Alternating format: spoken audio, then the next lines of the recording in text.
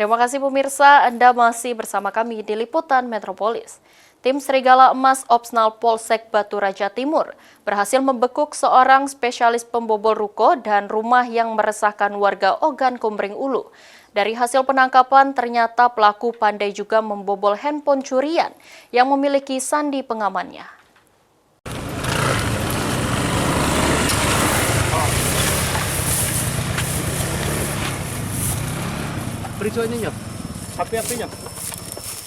Inilah detik-detik penangkapan seorang spesialis pembobol ruko dan rumah yang meresahkan warga Batu Raja Oku.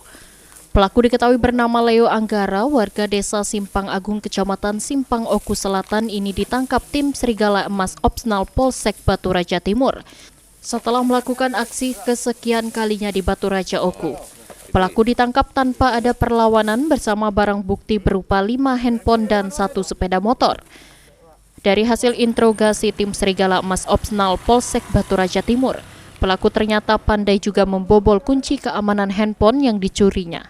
Dengan keahlian tersebut, pelaku dengan mudah memasarkan hasil barang curian di media sosial. Keahlian itu ia dapatkan dengan belajar otodidak dari internet. Penangkapan ini kami lakukan di wilayah Polsek Batu Raja Timur, yang mana yang terduga pelaku tersebut adalah spesialis pembobol rumah dan ruko, yang mana si saudara Leo ini juga bisa membuka HP yang terkunci, ahli IT. Jadi untuk itu sama-sama kita ingatkan kepada masyarakat selalu waspada, dan juga mari kita jaga keamanan, ketertiban terutama di wilayah Kabupaten Ogan Komering Ulu. Power off tekan Lamun sama power volume naik, Pak. Itu semua HP bisa itu? Itu seluruh HP bisa? Itu seluruh HP Android, Pak. Setelah dibuka, apa yang kita lakukan? Sudah, Pak. Langsung ikuti langkah-langkahnya.